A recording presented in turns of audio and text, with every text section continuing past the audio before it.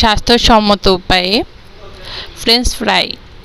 আসসালামু আলাইকুম, কেমন আছেন সবাই? আশা করি আল্লাহর রহমতে সকলেই ভালো আছেন। আজকে আমি ফ্রেঞ্চ ফ্রাই রেসিপি শেয়ার করব, তাও আবার স্বাস্থ্যসম্মত উপায়ে এয়ার ফ্রায়ারে। তো বন্ধুরা, কিভাবে ফ্রেঞ্চ ফ্রাই শেয়ার করছি, কিভাবে আমি রেসিপিটা করছি সেটা আপনাদের সাথে শেয়ার করব। বিশেষ করে যাদের বাসায় এয়ার ফ্রায়ার আছে তারা তো অবশ্যই ভিডিওটি দেখে অনেক উপকৃত হবেন। নতুন যারা ফ্রেঞ্চ ফ্রাইয়ের জন্য চেষ্টা করছেন। আরেকটি কথা হচ্ছে, আমি মিয়াকো কিচেন কিংয়ের মধ্যে আজকে পটেটো কাটা শেয়ার করব, দুই সিস্টেমের, মানে দুইটি কাটার দিয়ে কাটবো, সেটাও আপনাদের সাথে আজকে দেখাবো। বন্ধুরা, বলতে পারেন এক ঢিলে দুই পাখি মারছি, মানে একটি হচ্ছে রিভিউ আর একটি হচ্ছে পটেটো ফ্রাই এয়ার ফ্রায়ারে। মানে মিয়াকো কিচেন কিং আর হচ্ছে এয়ার ফ্রায়ার, মিয়াকোর এয়ার ফ্রায়ার, এই দুইটার রিভিউ হচ্ছে একসাথে।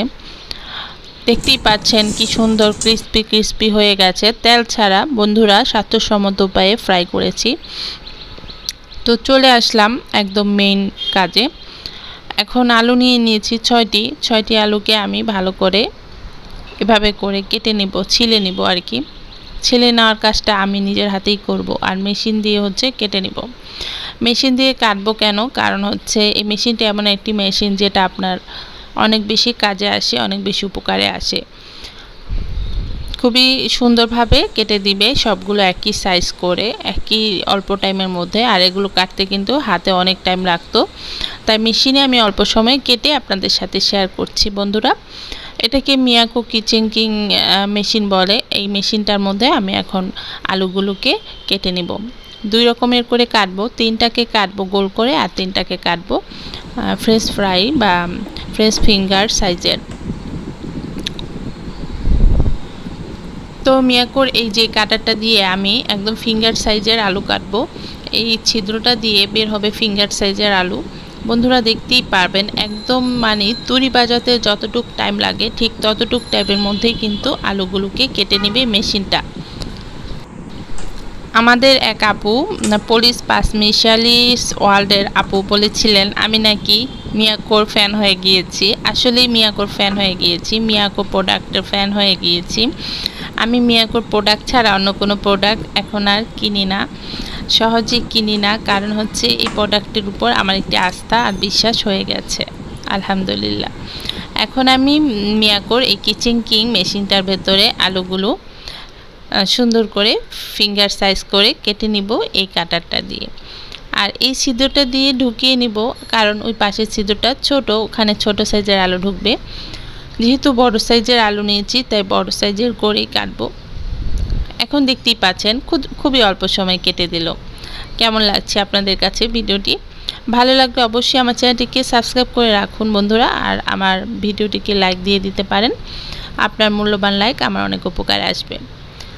তো তিনটি আলু কিন্তু আমি ভালো করে কেটে নিয়েছি, একদম ফিঙ্গার সাইজ করে। বন্ধুরা, আমার বাসার সামনে কিন্তু গাড়ির আওয়াজ পায়, আসলে ভয়েস দেওয়ার সময় আসে, এটার জন্য আমি সরি।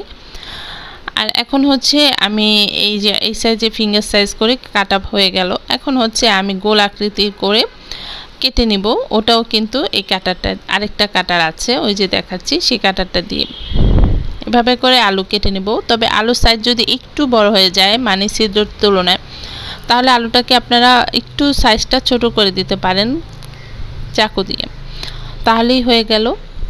বন্ধুরা, খুবই অল্প সময়ে কিন্তু আমার এই কাজটি হয়ে গেল। আর এটা কিন্তু সময়ও বাঁচায়, মেশিনটা কিন্তু সময়ও বাঁচায়। এটাতে শুধু কাটাকাটি হয় না, এটা দিয়ে ব্লেন্ডারও হয়, এটা দিয়ে জুস ব্লেন্ডারও করা যায়। তবে আমি আজকে সেগুলো শেয়ার করছি না, কারণ আজকে যেহেতু পটেটোর বিষয়, তাই পটেটোর এই ব্যাপারটাই শুধু শেয়ার করছি। এই যে গোল আকৃতি করে কেটে দিল।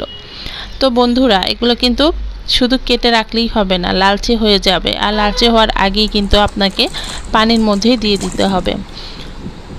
আলুর যে কালারটা চেঞ্জ হয়ে যাবে না পানির মধ্যে যদি কিছুক্ষণ রেখে দেন। আমি শুধু ততক্ষণই পানির মধ্যে রাখবো যতক্ষণ আমার গরম পানি চুলায় দেওয়া আছে, সেটা যতক্ষণ পর্যন্ত একটু গরম না হয় বা ফুটন্ত না হয় ততক্ষণ পর্যন্ত আমি এখানে পানিতে ভিজিয়ে রাখবো। অবশেষে পানি থেকে উঠিয়ে ধুয়ে এরপরে আমি কিন্তু গরম পানিতে এটাকে স্থানান্তর করব। গরম পানিতে দিয়ে রাখবো, বেশি না 5 মিনিটের জন্য। কারণ আমি যে আলুগুলোকে মেশিনে কেটেছি সে আলুগুলোর সাইজ কিন্তু খুবই সুন্দর হয়েছে, পাতলা পাতলা, বেশি মোটাও হয়নি। তো সেজন্য আমার বেশি টাইম কিন্তু গরম পানিতে দেওয়া লাগবে না। আমি 2 সাইজের আলুকেই দুইটি পাত্রে ঠান্ডা পানিতে দিয়ে রাখলাম।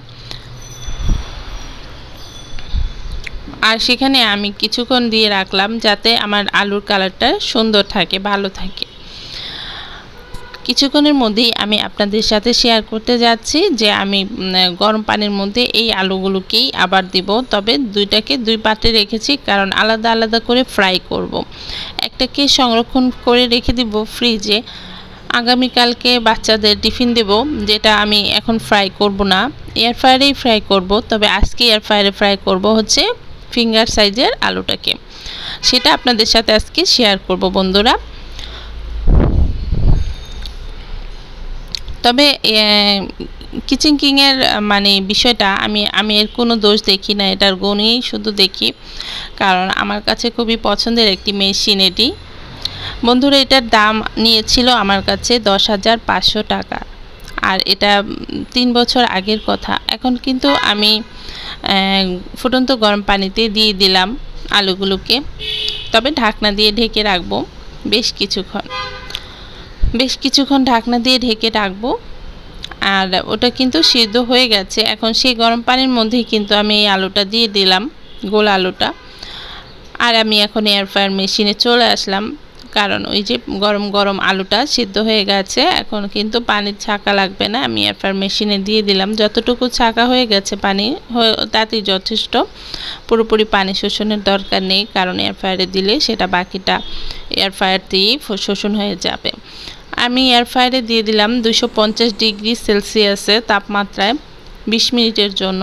তাতেও হয়নি, আমি কিন্তু আরও 10 মিনিট শেষে দিয়েছিলাম, 20 মিনিটে হয়নি, এরপরে আরও 10 মিনিট দিয়েছিলাম। বন্ধুরা, এখন ক্রিস্পি পটেটো ফ্রাই হয়ে গেল, একদম তেল ছাড়া, স্বাস্থ্যসম্মত উপায়ে যে কেউ খেতে পারবেন, ছোট বড় বয়স্ক সবার জন্যই খুবই স্বাস্থ্যসম্মত উপায়ে এটা ফ্রাই হয়ে গেল। আর এটার মধ্যে একটু স্বাদ বর্ধনের জন্য আমি চটপটির মশলা অ্যাড করব। ইচ্ছে করলে এখানে আপনারা শুকনো মরিচের গুঁড়ো দিতে পারেন, বিট লবণও দিতে পারেন। বাচ্চাদের টিফিনে কিংবা বাসায় অতিথি আপ্যায়নে এই পটেটো ফ্রাইটা কিন্তু অনেক বেশি কার্যকরী। তো আজকে এই ভিডিওটি আপনাদের কাছে কেমন লাগলো কমেন্টে অবশ্যই জানাবেন। আর আমার ভিডিওটি ভালো লাগলে আমার চ্যানেলটিকে সাবস্ক্রাইব করে রাখবেন। আজকে বিদায় নিচ্ছি, আবার ইনশাল্লাহ নতুন কোনো ভিডিও নিয়ে, নতুন কোনো রেসিপি নিয়ে আপনাদের মাঝে হাজির হয়ে যাব। সে পর্যন্ত সবাই ভালো থাকুন, সবার সুস্বাস্থ্য কামনা করে এখান থেকেই বিদায় নিচ্ছি। আসসালামু আলাইকুম।